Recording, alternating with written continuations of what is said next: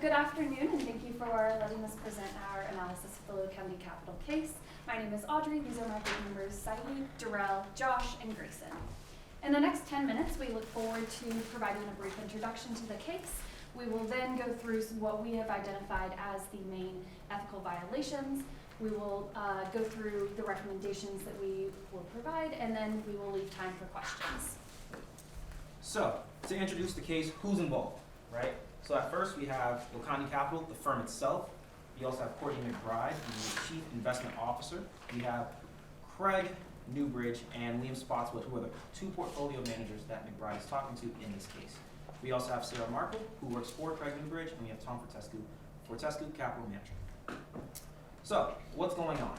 Essentially, this is a conversation between McBride and the two CFA managers on their progress and workflow in the company as they came from two different funds, and they're now at Lake County Capital. And so why are we reviewing this case, right? We notice that there is major ethical violations, and it's our job to find them and make recommendations and actions on them. The first violation we see is gating of the fund. Liam Spotswood shifted the fund to more smaller companies, which led to an addition of more illiquid assets within the fund. Due to poor performance and concerns over how the fund was doing, there was a surge of redemption requests from the investors. In response to this, Liam Spotswood proposed gating the fund.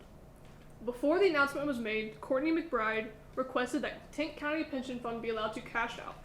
This shows a lack of transparency in prioritizing big companies over the small companies. The issues within the fund suggest Spotswood's failure to prioritize clients' interests over his own. This violates Standard 3A, Loyalty, Prudence, and Care, which suggests that we should prioritize clients' interests, maintain transparency, and prudently manage portfolio risks. The next violation also includes Spotswood, this time with inadequate client communication. Spotswood criticized clients for their investment decisions, attributing their thoughts to poor judgment from fake information and fake analysis. Even if a client's decisions differ from what the investment portfolio manager might recommend, what the client chooses to do with their information is important. This violates Standard 3C, suitability, which maintains that we should keep a client-centric approach to each client's individual circumstances, portfolio risk tolerance, and investment objectives. So the next violation we see in this case is a failure to disclose, more specifically, a failure to disclose by Spotswood. Spotswood chose not to inform his clients that he changed the investment strategy, and because he chose not to disclose this information, he violated several standards of the CFA Code of Ethics. The one most germane to this violation is Standard 5B, communication with clients and prospective clients, because this standard states that it is incumbent upon Spotswood to inform his clients in a change in strategy. Why? Because with the change in strategy, there's a change in risk involved. So, since Spotswood chose to do this, there are several ethical implications involved, such as a lack of transparency, a lack of accountability, and fiduciary irresponsibility. The next violation we see is on part of Courtney McBride, and that is a lack of scrutiny. McBride noticed that Spotswood was doing some questionable practices in this case, but she chose not to say anything because of his reputation for getting things done as an investor. Because McBride chose not to do this, unfortunately, she violated Standard 4C of the CFA Code of Ethics, which states that it was incumbent upon McBride to, in this case, make sure that Spotswood followed all of the applicable laws, rules, and regulations in the CFA Code of Ethics, which she did not do.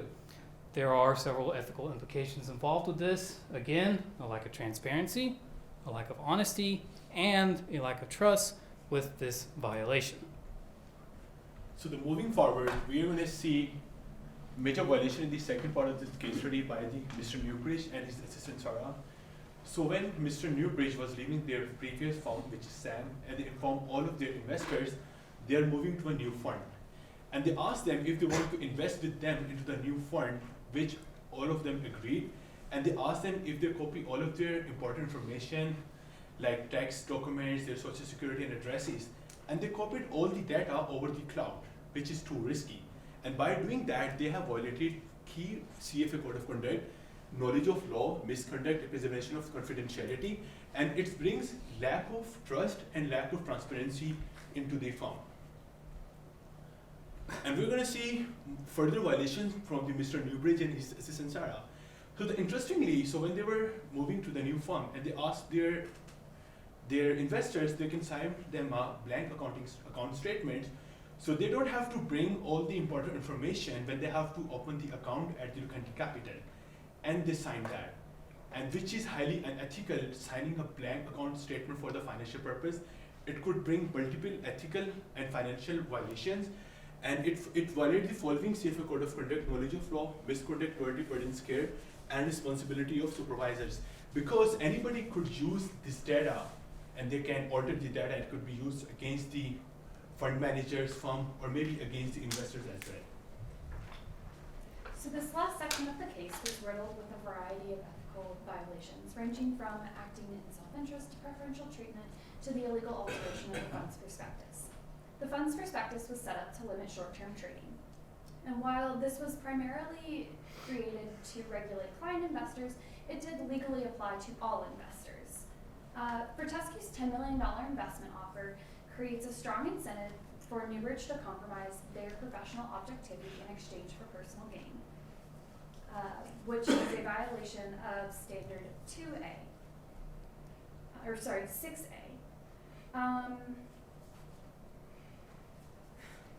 By not thoroughly analyzing the effects of short-term trading, nor having an otherwise reasonable basis for creating such an exception, there is an infraction of standard 6A. By knowingly violating the fund's legally bound prospectus, standard 1A, compliance with the law, is breached. Furthermore, the nature of Fortescue's trades, that is to maximize any difference between the closing net asset values and the individual stock prices, violates standard 2B, which is a misrepresentation of stock prices. Fortescue's preferential treatment prioritizes his interests over that of other clients, which is an infraction of standard 3A and B, as well as 6B. Moving forward, let's synthesize and take those parts and create a summary. So at first, we identified the ethical violations in this case. We then considered what was ethical versus unethical, and then we decided to act on those by making our recommendations, which you'll find out in the next slide. And then we reflected on those unethical violations and how we, as group members here, can make ethical violations, ethical practice in the future. Next slide.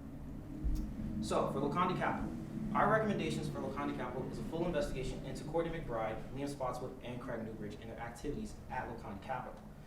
Lukanti Capital should seek legal counsel. They should also get with audit authorities and CFA officials to go through this case and make sure all the proper procedures were followed and to root out the unethical procedures. Lukanti Capital then needs to rectify these actions with their clients to not only maintain trust, but professional conduct in the future. They as well need to create a new training curriculum that has an accountability system built into it and retrain all their employees to prevent unethical conduct in the future. So for Courtney McBride, she needs to be moved to a new position with immediate effect.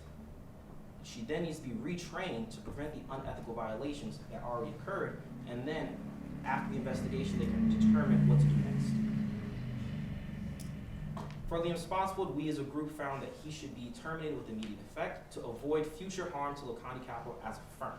And we should also consult with legal counsel as well. For Craig Newbridge and Sarah Markle, we think they need to be retrained properly on how to transfer client files safely and securely and be moved to a new position and be watched over. Lastly, we have Tom Fortescue. He is not a member of Lukanti Capital. However, he still posed unethical violations, and we as a firm at Lukanti Capital should distance ourselves in our business practices, as well as inform others of these unethical practices and report them to the proper authorities. So we want to thank you all for listening to our presentation and the opportunity to come here to Emory and present today. Lastly, do you have any questions for us as a group?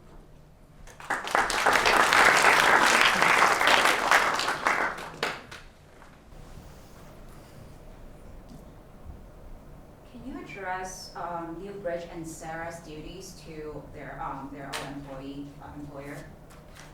Like when it comes to uploading, client's file without, any written permission.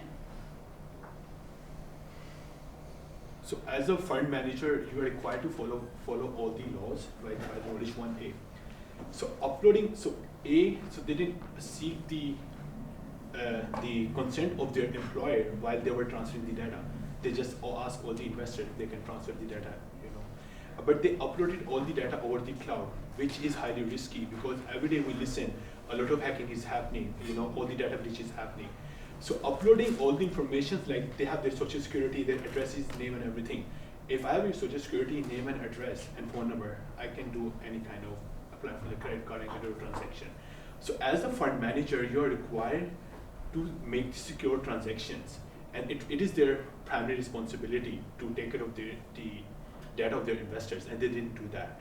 So that's how they violated their responsibilities. And for the prior employer, there is a standard in the CFA Code of Ethics where you are not to harm your employer with your actions, and by transferring those without the knowledge, although it didn't say anything about them signing a non-compete form, it is assumed that companies you do have a responsibility to your current employer, even if you are to leave, that you will not take their confidential business trading knowledge without it minimum informing them and giving them an opportunity to tell you, no, you can't do that. Because none of the company allows their fund managers to take the data and take business to other company. Pursuant to that, from the firm that these actors came from, do you think that there could have been, should have been procedures in place that firm should look at as these people were leaving, that all of a sudden clients and assets under management were leaving to this particular firm and contacted McBride and the rest and said, hey, wait a second, we've got a problem here? Yeah, so that doesn't apply directly to Lokandi Capital in the same way that, like, because it wasn't listed in the case, whether there was a non-compete or non-disclosure agreement, that is not something that we, with the knowledge that we have been given, can necessarily say that the original company needs Had some liabilities. Yes, that would be unfortunately on them for not having that in their policies and procedures, for not having that as a written agreement between the former employers. Although I do think that in agreement with the ethics, like, it is unethical to take information from an employer that you would know would be not necessarily a trade secret, but important to their viability. Yeah. Thank you. Did you all find any ethical violations with Spotswood when it came to this shares for assets swap? Yeah. So he did share for asset swap to remain under the 10% of the liability, 10% of the limit by the regulatory authorities. As a fund manager, you should bring up with the investment strategies to do best interest of their investors, not just keep playing with the funds. So you want to, remain under the regulatory limits, or just compliance with the law. And there is a CFA standard, so the fund manager should use their knowledge to bring the maximum to the investors rather than just, doing here and there and following the regulations. And to add to this as well, when he changed the investment strategy, he didn't disclose that to his clients. So he was just keeping this under the radar, not only for himself, but this was also potentially hurting his clients as well. Yeah, he had a very self-centric perspective when the CFA Code of Ethics clearly states that we need to have a client-centric perspective and put them first. Okay. And did you all, I guess in the presentation, did you all share what violations you felt Spotswood made in relation to that 10% allocation or threshold? Yes, I believe Josh talked about it. The swapping of the shares, I believe he talked about it. Not only the change in risk, but also not telling the clients that there is a new change in risk. Also, we believe that McBride saw this and just didn't say anything as well. So we pointed it out. I believe Josh had that slide. Right, there wasn't enough communication going on between him and the clients. And that's, like I stated previously, that was the one that's most germane, most relevant to what Spotswood was doing. Thank you.